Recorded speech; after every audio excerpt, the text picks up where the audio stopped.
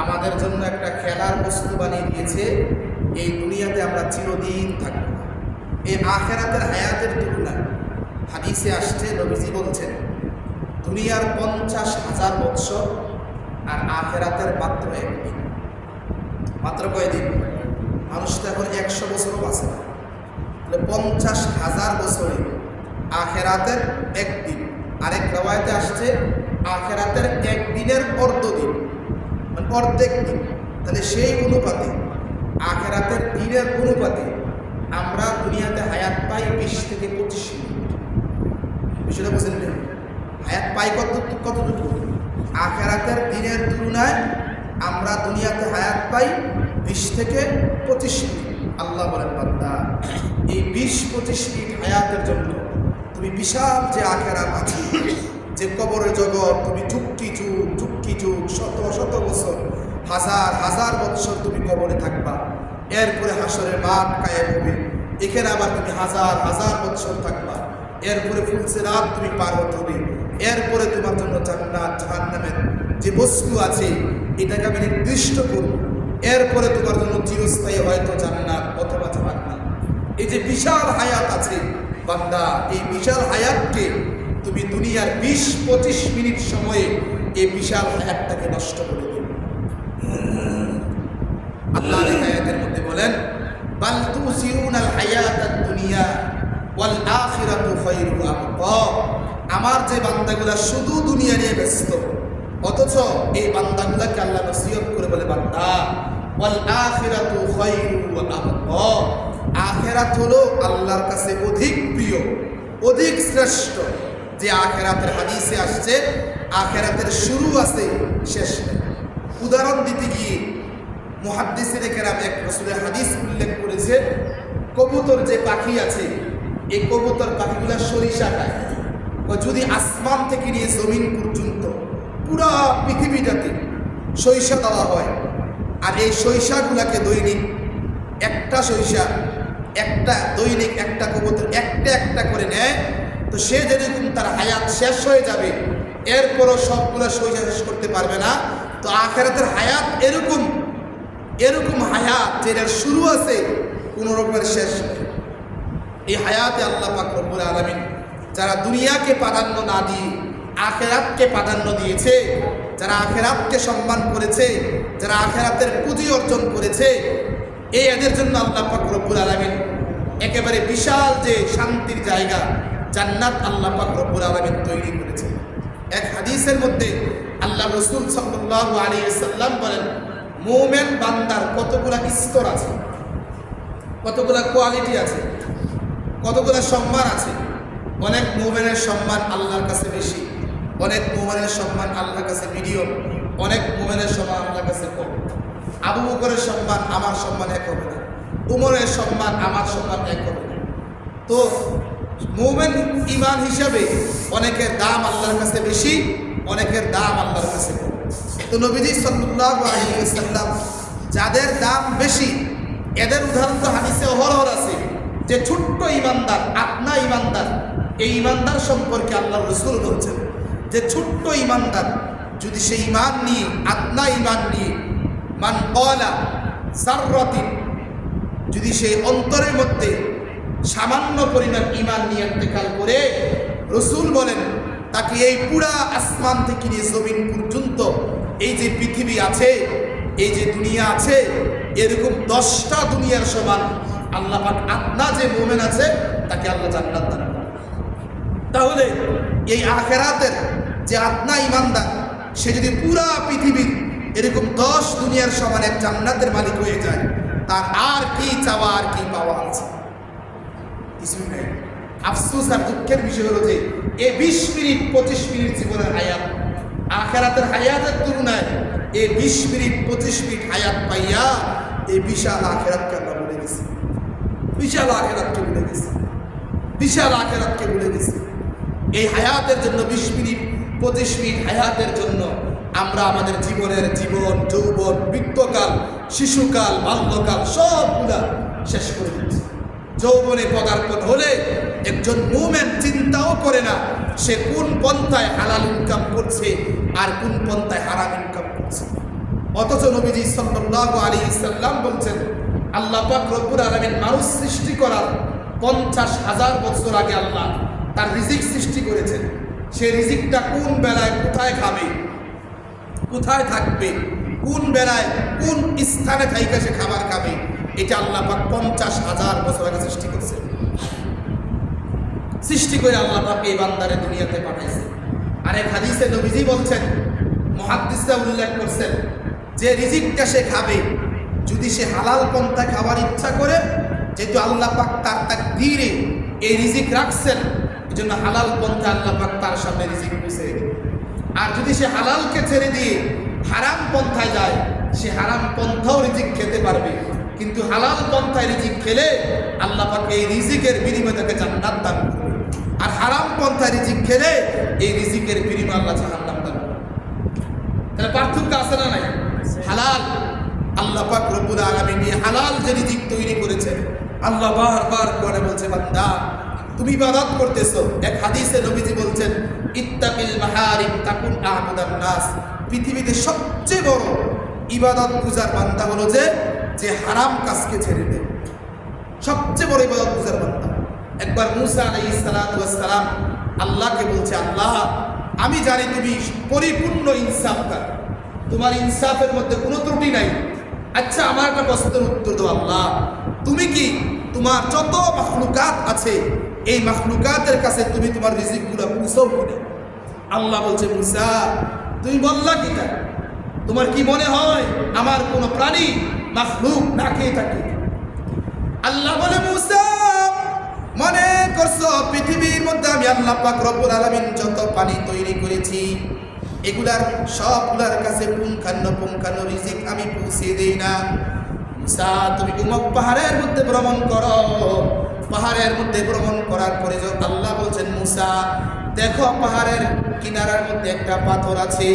পাথরের কাছে যখন পয়গম্বর মুসা যায়, আল্লাহ বলে, মুসা তোমার হাতের মধ্যে যে লাঠি দিয়েছি ওই লাঠি দিয়ে তুমি পাথরের মাঝখানে আঘাত করো। পয়গম্বর মুসা লাঠি দিয়ে পাথরের মাঝখানে আঘাত করার ফলে পাথর দুই টুকরা হয়ে গিয়েছে। দুই টুকরা হওয়ার পরে পাথরের ভিতর থেকে আরেকটা পাথর বের হয়েছে। আল্লাহ বলে, মুসা সেই দ্বিতীয় নাম্বার পাথরটাকে তুমি আঘাত করো। আবার যখন পয়গম্বর মুসা দ্বিতীয় নাম্বার পাথরটাকে আঘাত করেছে, ওই দ্বিতীয় পাথর থেকে আবার আরেকটা পাথরের টুকরা বাইর হয়েছে। আল্লাহ পাক রব্বুল আলামিন পয়গম্বর মুসাকে বলে, মুসা এই 3 নাম্বার পাথরটাকে তুমি আঘাত করো। আল্লাহর কথা অনুযায়ী পয়গম্বর মুসা লাঠি মুবারক দিয়ে 3 নাম্বার পাথরটাকে আঘাত করার পরে 3 নাম্বার পাথর থেকে একটা পোকা বাইর হয়। আল্লাহ পাক রব্বুল আলামিন পয়গম্বর মুসাকে বলে, মুসা এই 3টা পাথরের মধ্যখানে যে পোকাটা আছে এই 3টা পাথর দিয়ে পোকাটাকে আমি হেফাজত করেছি। মুসা তুমি উত্তর দাও, প্রথম পাথরের ভিতরে কোনো কিছু ঢোকার শক্তি ছিল কিনা, কোনো ফাঁক ছিল কিনা? মুসা বলে, না মালিক। দ্বিতীয় পাথরে ছিল কিনা? কয় না মালিক। তৃতীয় পাথরে ছিল কিনা? কয় না মালিক। এবার 3টা পাথর দিয়ে বেষ্টনী করে যে পোকাটাকে আমি এখানে রেখেছি ওই পোকাটাকে তুমি জিজ্ঞাসা করো আজকে সে কত বছর এখানে অবস্থান করছে। পোকা উত্তর দেয়, মুসা 1 দিন না 2 দিন না 3 দিন না 300 বছর ধরে আমি এই পাথরের মাঝখানে আছি। আল্লাহ পাক রব্বুল আলামিন পয়গম্বর মুসাকে বলে, মুসা তুমি এই পোকাটাকে জিজ্ঞাসা করো 300 বছরে কোনো এক বেলা না খেয়ে আছে কিনা? পয়গম্বর মুসা বলে, পোকা 300 বছরের মধ্যে তুমি কোনোদিন না খেয়ে আছো কিনা? পোকা উত্তর দেয়, পয়গম্বর রে এই 300 বছর ধরে আল্লাহ পাক রব্বুল আলামিন নির্দিষ্ট সময়ে নির্দিষ্ট স্থানে নির্দিষ্ট পদ্ধতিতে আমি পোকার কাছে আল্লাহ পাক যথাযথি সম্মানের রিজিক আল্লাহ পৌঁছিয়ে দেয়। কোথায় আছে পোকা? সেখানেও আল্লাহ পাক রব্বুল আলামিন ইনসাফের সাথে তার খাদ্যটাকে পৌঁছিয়ে দেয়। আল্লাহ বলে, বান্দা হারাম পন্থা যদি রিজিক কামাও এটাও পারবা, আবার হালাল পন্থা খেতে চাইলে সেটাও পারবা। আফসোস তুই বান্দা হালালটাকে ছেড়ে দিয়ে তুমি হারামে কি জন্য গেলে? হালাল পন্থায় রিজিক খাইলে ওই রিজিক তোমাকে জান্নাতের দিকে নিয়ে যাবে, হারাম পন্থায় রিজিক খাইলে এই রিজিক তোমাকে জাহান্নামে নিয়ে ইত্তাকিল মাহারিম তাকুন আবুদান নাস। সবচেয়ে ইবাদতগুজারি বান্দা আমরা মনে করতে পারি তাহাজ্জুদ গুজার হইলে বা একটু খাইয়া টাইয়া ফ্যাটমেট বড় করলে একটু বড় সড় আলেম বক্তা হইলে মনে হয় জান্নাতটা এত সোজা। রাসূল বলেন উম্মত বক্তা হওয়া দরকার নাই, ফ্যাট বড় করা দরকার নাই, ইত্তাকিল মাহারিম তাকুন আবুদান নাস। হারাম থেকে বাঁচো, একেবারে চিকনা জীর্ণ শীর্ণ, কোনো মাহফিলে ওয়াজ করে নাই, কুরের ঘরে থাকে, গরিব একেবারে, এই বান্দাকে আল্লাহ জান্নাত দেয়। হাদিসে রাসূল বলছেন আমার কাছে পুরা পৃথিবীর মধ্যে সবচেয়ে ভালো লাগে আমার এই গরিব মুহাজির সাহাবীগুলোকে। এক হাদিসে নবীজি সাল্লাল্লাহু আলাইহি সাল্লাম সাহাবীদেরকে নাম উল্লেখ কইরা আল্লাহর রাসূলের হাদিসের মাথা হাতে মুহাদ্দিসরা বলছেন রাসূল হাত তুইয়া দোয়া করছে এরকম মুহাজির গরিব সাহাবীদের জন্য। নবীজির ইন্তেকালের আগ মুহূর্তে আমাদের আয়েশা সিদ্দিকা রাদিয়াল্লাহু তাআলা আনহা রাসূলকে বলছি, ইয়া রাসূলুল্লাহ আপনার সাথে হাসরের দিন কারা থাকবে, অথবা আপনি কাদের সাথে হাসরের দিন দাঁড়াবেন? আল্লাহ রাসূল বলে, আয়েশা কি প্রশ্ন করলা? দুনিয়াতে আমার 63 বছর জীবনে, আমার নবুয়তের 23টা বছর জীবনে তুমি কি লক্ষ্য করো নাই? তুমি কি কখনো তাকায়া দেখো নাই আমার চলাফেরা কাদের সাথে, আমার বন্ধুত্ব কাদের সাথে, আমার উঠা বসা কাদের সাথে, আমার মস্তিষ্কের মধ্যে কে বেশি আওয়াজ করে? আমাদের আয়েশা সিদ্দিকা বলে, নবী গো আমি তো লক্ষ্য করে দেখছি, তারপরও আপনার জবান থেকে শুনতে চাই। আল্লাহ রাসূল বলে, আয়েশা এই 63 বছর জীবনে তুমি উত্তর দাও আমার বাড়িতে কোনো বিল্ডিং আছে কিনা, আমার কোনো ডুপ্লেক্স বাড়ি আছে কিনা, আমার বাড়িটা কয়তলা ফাউন্ডেশন, কতদিন কত বেলা আমি কষ্ট দিয়ে খাবার খেয়েছি, কত মাস আমি না খেয়ে থাকলাম। আম্মা জান আয়েশা সিদ্দিকা কান্না করতে করতে বলে, নবী গো আপনার সংসার করার পরে আমার তো জীবনে এমন হয়েছে 3টা মাস, 1 মাস না 2 মাস না 3টা মাস আমার চুলার মধ্যে আগুন জ্বলে নাই।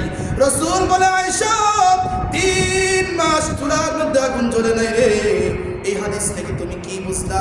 আয়েশা বলে, নবী গো আমি বুঝতে পারলাম গরিবত্ব জীবন আপনার কাছে প্রিয়। জোরে বলেন সুবহানাল্লাহ।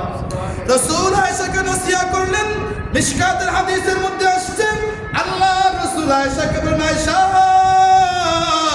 আমি তোমার সামনে আল্লাহর কাছে হাত দুইটা বাড়াইয়া আল্লাহর কাছে দোয়া করি, আল্লাহুম্মা হিনি মিসকিনান ওয়া আমতিনি মিসকিনান ওয়াহশুরনি ফি জুমরাতিল মাসাকিন। আল্লাহ আমি আমার জীবনটাকে দুনিয়ার মধ্যে এমন ভাবে অতিবাহিত করতে চাই মালিক গো যাতে মিসকিন অবস্থায় থাকি, আমার কোটি টাকা লক্ষ টাকা ব্যাংকে থাকবে এটা আমার প্রয়োজন নাই, আমার গাড়ি থাকবে সেটাও আমার প্রয়োজন নাই, আমার নির্দিষ্ট কোনো সম্পদ থাকবে সেটাও আমার প্রয়োজন নাই, আমি দুনিয়ার মধ্যে মিসকিন অবস্থায় বাঁচতে চাই। আর যখন আমার ইন্তেকাল হয়ে যাবে আমার বিশেষ সাহাবী আছে যাদেরকে আমি বললে সম্পদ পর্যন্ত জীবন পর্যন্ত আমি নবীর জন্য কুরবান করে দিবি। আয়েশা রে শুনে রাখো, আমার মৃত্যু যাতে এমন অবস্থায় হয়, আমার মৃত্যু যত মিসকিন অবস্থায় হয়। আয়েশা প্রশ্ন করছিলাম হাসরের দিন আমার সাথে কারা থাকবে, আমি কাদের সাথে থাকবো? 3 ধরনের ব্যক্তি আমার সাথে থাকবে, তাদের সাথে আমি রাসূল থাকবো। এর মধ্যে 1 নম্বর ব্যক্তি হলো যে ওয়াহশুরনি ফি জুমরাতিল মাসাকিন। আয়েশা রে আমি আল্লাহর কাছে দোয়া করি যাতে করে আমার হাসরটা মিসকিনদের সাথে হয়। যদি বলেন সুবহানাল্লাহ। রাসূলকে আয়েশা জিজ্ঞাসা করে, ইয়া রাসূলুল্লাহ আর কোন ধরনের ব্যক্তি হাসরের দিন আপনার সাথে থাকবে রে?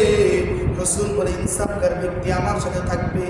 আল্লাহর রাসূল সাল্লাল্লাহু আলাইহি সাল্লামকে আয়েশা জিজ্ঞাসা করে, ও নবী গো আর কোন প্রকার লোক আপনার সাথে থাকবে? রাসূল সাল্লাল্লাহু আলাইহি সাল্লাম উত্তর দেয়, মান সাল্লা আলাইহা, আমার যে উম্মত আমার উপর বেশি বেশি দরুদ পাঠ করবে ওই উম্মতটা হাসরের দিন আমার কাছে থাকবে। সুবহানাল্লাহ। রাসূল আকরাম সাল্লাল্লাহু আলাইহি সাল্লামের স্ত্রী আম্মা আয়েশা সিদ্দিকা রাদিয়াল্লাহু তাআলা আনহা বলেন, নবী গো উম্মত দুনিয়া পাইয়া, দুনিয়ার চাকচিক্য পাইয়া, দুনিয়ার বস্তুগুলা পাইয়া, দুনিয়ার নারীগুলা পাইয়া উম্মত আপনাকে বলে যাবে। আপনি উম্মতকে স্পেশাল কিছু আমলের কথা বলে দেন। উম্মত কোন আমলগুলো থেকে বাঁচলে আপনার মহাব্বত নিয়ে ইন্তেকাল করতে পারবে, ঈমান নিয়ে ইন্তেকাল করতে পারবে, আল্লাহর জান্নাতের অধিকারী হবে। রাসূল বলেন, আয়েশা রে, উম্মত যদি দুইটা জিনিসকে তরফ করে, হাসরের দিন উম্মত আমার কাছে থাকবে, হাসরের দিন উম্মত আমি রাসূলের সুপারিশ পাবে, হাসরের দিন আমি রাসূল সাল্লাল্লাহু আলাইহি সাল্লামের বরকতি হাত দ্বারা আমি আমার এই উম্মতকে পানি পান করাবো। আয়েশা বলে, নবী গো, উত্তর এই দুইটা প্রশ্ন কি, দুইটা জিনিসকে? রাসূল বলেন, ফাত্তাকুদ দুনিয়া ওয়াত্তাকুন নিসা। দুনিয়ার মোহে পইরা, দুনিয়ার ভালোবাসা পাইয়া, দুনিয়ার সম্পদ পাইয়া যারা আমি রাসূলকে ভুলে গেল রে আয়েশা, হাসরের দিন এই দুনিয়া আমাকে চেহারা আমার সামনে দেখাইতে পারবে না। বুঝেন নাই? দুনিয়ার মোটামুটি দাওয়াতে গেলে 500-1000 দিলে হুজুরের মাসালা আবার পরিবর্তন হয়ে যায়। বিষয়টা বুঝেন নাই? এই দুনিয়া বুক কর, আল্লাহ বলে বান্দা সুযোগ দিছি কর, কোনো সমস্যা নাই, কিন্তু সাবধান, এই 20-25 মিনিট হায়াত। কয় মিনিট বলেন? আখিরাতের দুনিয়াতে হায়াত পেয়েছে কয় মিনিট? 20 থেকে 25 মিনিট হায়াত। এই 20-25 মিনিট কাটার পরে ঠিকই কিন্তু বান্দা আমার কাছে আইবে। তখন বুঝাবো কত ধানে কত চাও। তখন বুঝবা যখন তোমাকে কবরে রেখে এই তোমার ছেলেটা চলে যাবে, তোমার মেয়ে চলে যাবে, মেয়ের জামাই চলে যাবে, তোমার বাবা চলে যাবে, তোমার সব আত্মীয় চলে যাবে। 40টা কদম দূরে যাওয়ার পরেই আমি আল্লাহ পাক তোমাকে কড়াই গন্ডায় হিসাব নেব, একেবারে কড়াই গন্ডায় হিসাব নেব। তখন তুমি বুঝবা এই দুনিয়া কার জন্য সাজাইছে, এই দুনিয়া কার জন্য হারাম ইনকাম করছে, এই দুনিয়া কার জন্য তুমি কি করছো। তখন বান্দা বুঝবা, তখন তুমি হাউমাউ করে চিল্লাবা, আর আমি আল্লাহর কাছে মাপ চাইবা। আমি আল্লাহ কিন্তু তোমাকে ক্ষমা করব না। ওই কবরের জগতে তোমার সাথে কেউ হবে না, শাস্তি কিন্তু তোমারটা তুমি নিজেই ভোগ করতে হবে। এজন্য বান্দা আখিরাতের বিশাল কবরের সফর, হাসরের দিন বিশাল হাসরের সফর, এই ফুলসিরাতের সফরকে পার হওয়ার জন্য 20-25 মিনিট দুনিয়ার মধ্যে তুমি তোমার হায়াতকে সাজাও। অন্যথায় উপায় নেই। অন্যথায় কি নেই বলেন? উপায় নেই। কি করতেছি আমরা? কি করতেছি?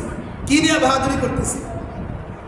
আল্লাহ রাসূল আয়েশাকে বলেন, আয়েশা, ওই কঠিন মুহূর্তের মধ্যে আমি নবী সাল্লাল্লাহু আলাইহি ওয়াসাল্লাম হাসরের মাঠে যখন 3টা স্থানে থাকবো, প্রথম স্থানটা হবে হাউজে কাউসারের স্থান। আমি আমার হাউজে কাউসারের পানিগুলো যখন পান করাতে শুরু করব, ওই হাউজে কাউসারের পাশাপাশি থাকবে আমি রাসূল সাল্লাল্লাহু আলাইহি ওয়াসাল্লামের পাশাপাশি থাকবে আমার ওই উম্মতের আরে আয়েশা, যারা দুনিয়ার মধ্যে আমি রাসূলের উপর বেশি বেশি দুরূদ শরীফ পাঠ করেছে। সুবহানাল্লাহ। আয়েশা বলে, ইয়া রাসূলুল্লাহ, যদি আপনার কোন উম্মত আপনার উপর বেশি বেশি দুরূদ পাঠ করে, এদের কোনো ফজিলত আছে কিনা? রাসূল বললেন, কুল্লা ইয়াউমিন মিয়াতা মাররা। আমার কোন উম্মত যদি দৈনিক আমার উপর 100 বার দুরূদ পাঠ করে, আল্লাহ পাক রব্বুল আলামিন তাকে 3টা পুরস্কার দিবেন। জোরে বলেন সুবহানাল্লাহ। 1 নম্বর পুরস্কার, আয়েশা, আমার যে উম্মতগুলো দুনিয়াতে বানায়া বানায়া দুরূদ পড়বে না, আমি রাসূল থেকে বর্ণিত হাদিসের দুরূদগুলো তেলাওয়াত করবে। বানায়া না বর্ণিত? বলে বলেন বর্ণিত। কথা দিছে বানায় না বর্ণিত?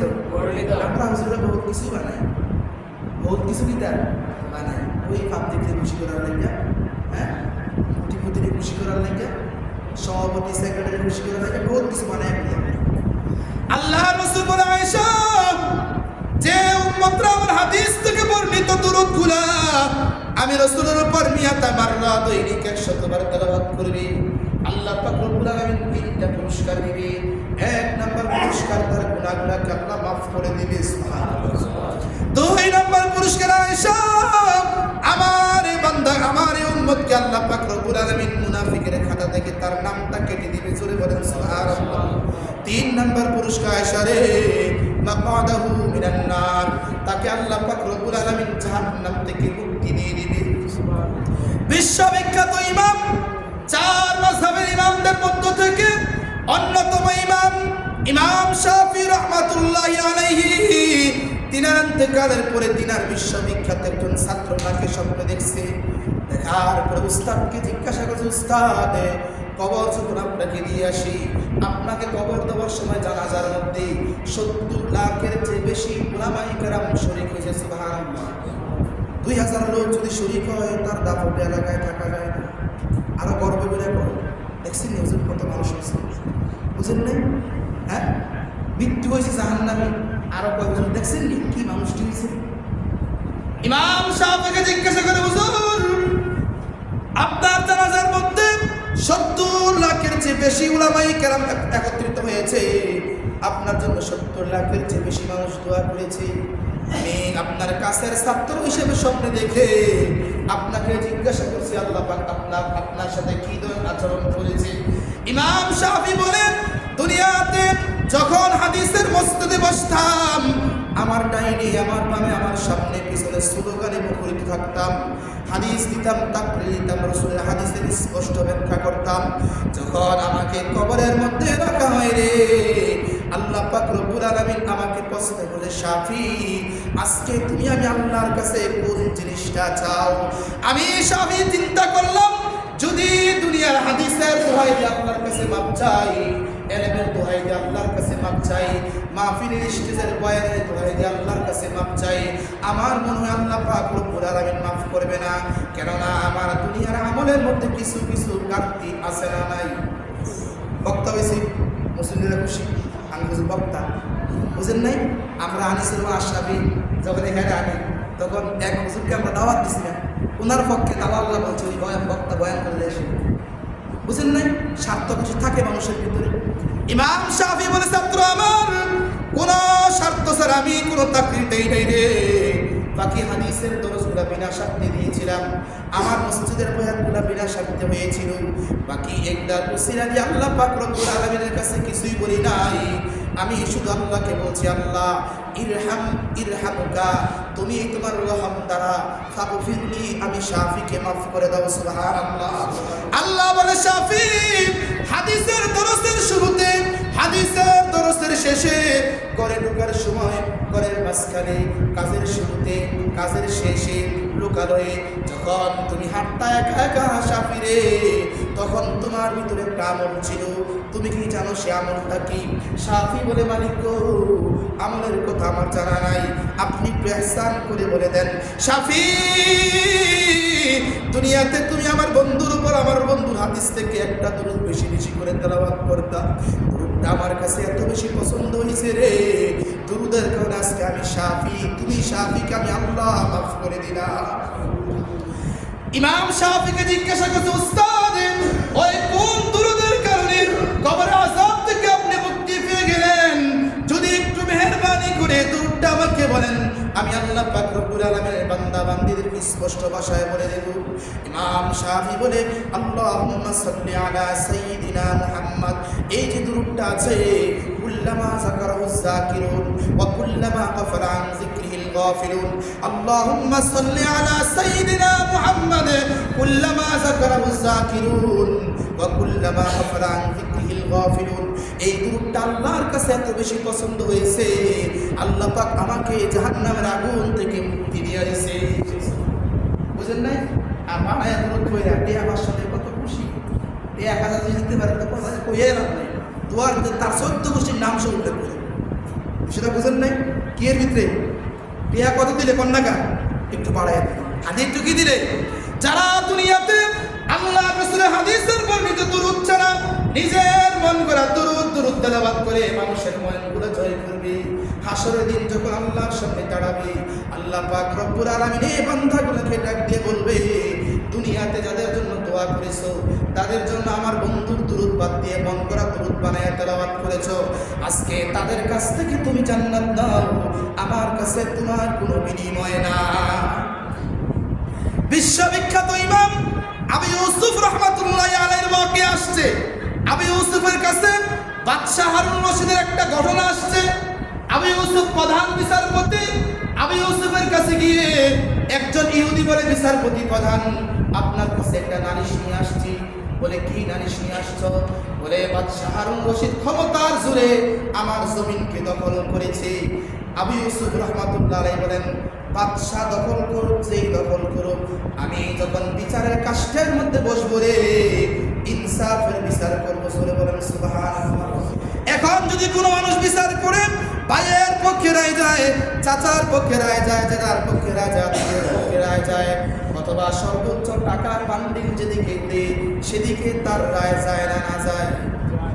জোরে বলেন যায় না না যায়? আবু ইউসুফ বিচারের আসনে বসেছে, বসার পরে রায় দিয়েছে বাদশাহ হারুন রশিদের পক্ষে, দলিল সব উপস্থাপন করেছে। আসলে জমিনটার মালিক ছিল বাদশাহ হারুন রশিদ। এরপর মৌতের আগে আবু ইউসুফ রাহমাতুল্লাহ আলাইহি কান্না করতেছে। ওনার খাদেম জিজ্ঞাসা করে, হুজুর জীবনে কোনো বিচার কি বেইনসাফের সাথে করছেন কিনা?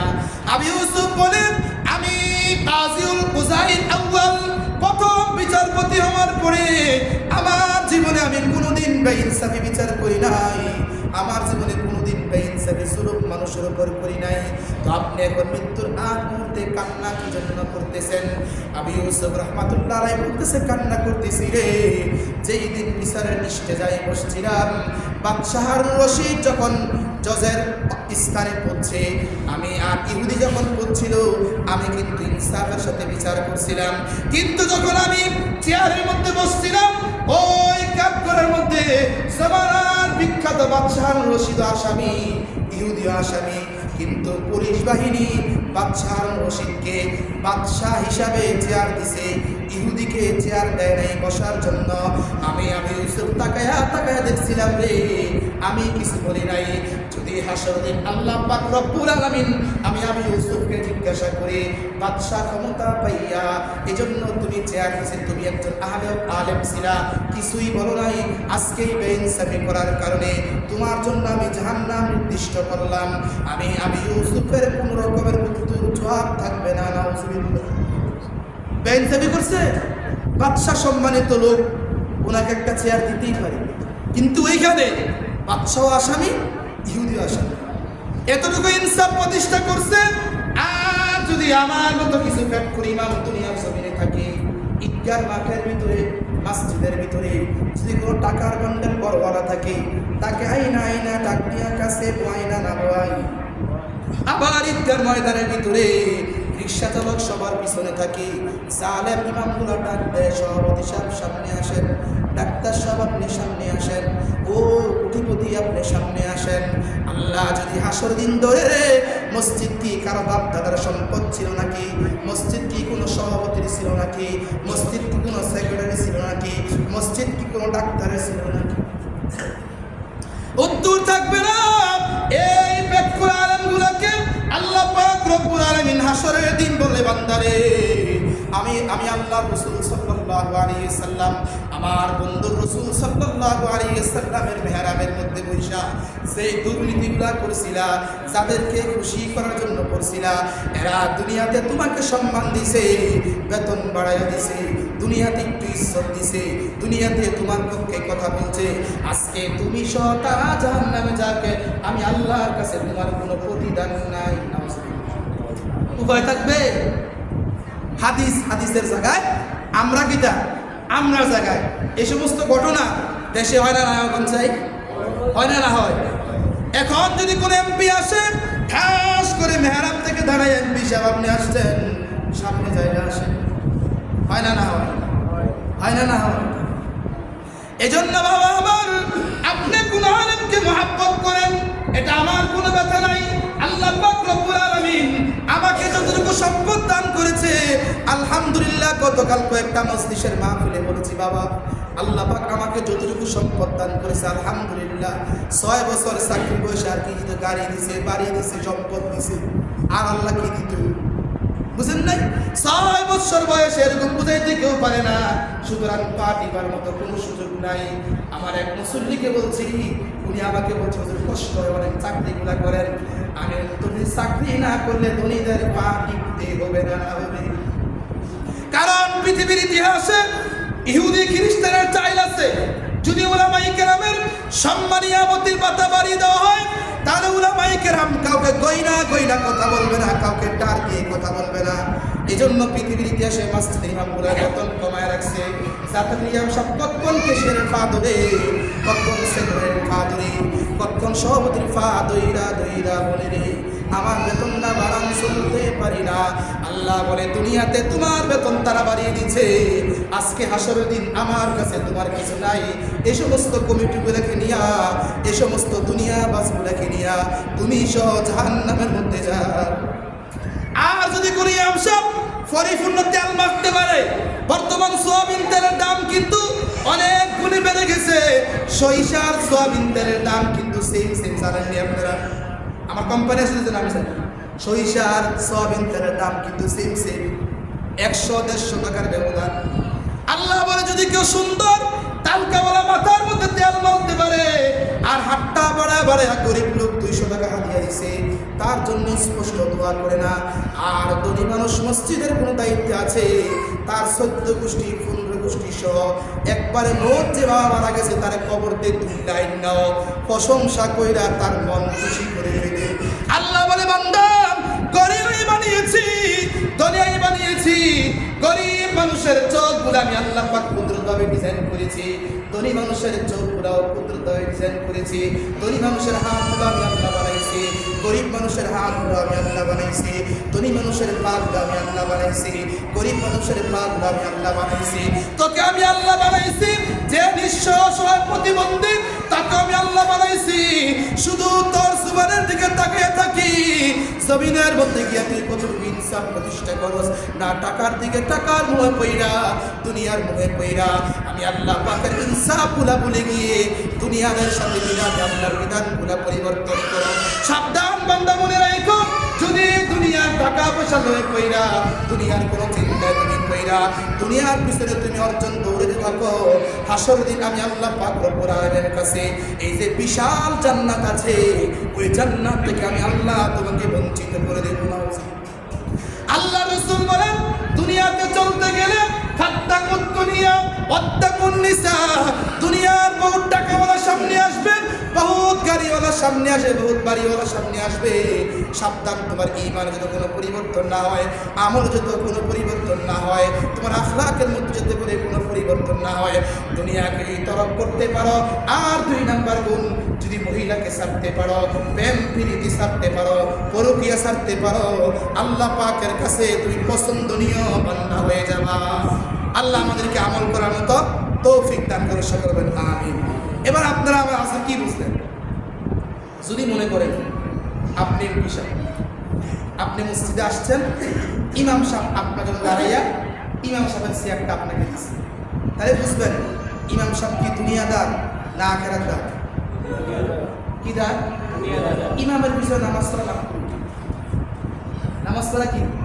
যে টাকার দিকে চাই কথা বলে, যে ফক পালা তার দিকে চাই কথা বলে, তার পিছনে নামাজ পড়া কি বলেন? কিন্তু আফসোস, দুঃখ, যদি কোনো ইমাম সাহেব কমিটিতে তেল মারতে পারে, ওনার প্রশংসা সকাল তার হয় ওনার প্রশংসা দিয়ে, দুপুর হয় ওনার প্রশংসা দিয়ে, রাত্রে ওনার প্রশংসা দিয়ে, তেল যে মারছে খুশি, আলহামদুলিল্লাহ, এই সেই বলতেছে। এই জন্য ভাইয়া আমার, আহলে হোক আলেম আর দুনিয়াদার আলেম যত পার্থক্য আছে, এর ভিতরে একটা পার্থক্য আপনি জাস্টিফাই করবেন। 2টা চোখ আল্লাহ দিছে, চোখ দিয়ে তাকিয়ে দেখবেন সে গরিবের সাথে কোন ধরনের আচরণ করে আর ধনীর সাথে কোন ধরনের আচরণ করে। যে ধনীর সাথে একরকম আচরণ আর গরিবের সাথে আরেক রকম আচরণ, এরকম ইমামের প্রয়োজন। জোরে বলেন, আরো জোরে বলেন। ভয় পাইতেছে? ভয় পাইলে কি কি নাই প্রয়োজন? তার পিছনে নামাজ পড়া, মুফতিদের ফতুয়া। আপনারা ফতুয়া কোনো ভালো মুফতিকে জিজ্ঞাসা করেন, আপনার আলেমে যে সেটা আপনার পক্ষে কথা বলেন, ভালো মুফতি জিজ্ঞাসা করেন মাত্র। আল্লাহ পাক রব্বুল আলামিন যে কথাগুলো বললাম দ্বীনের সাথে, আল্লাহ রাসূলের মেহরাবে বৈশা, রাসূলের আমানত হিসাবে আল্লাহ আমাদেরকে আমল করার মতো তৌফিক দান করুক। সকলে বলেন আমিন। যারা সুন্নাত পড়ে সুন্নাত পড়ে।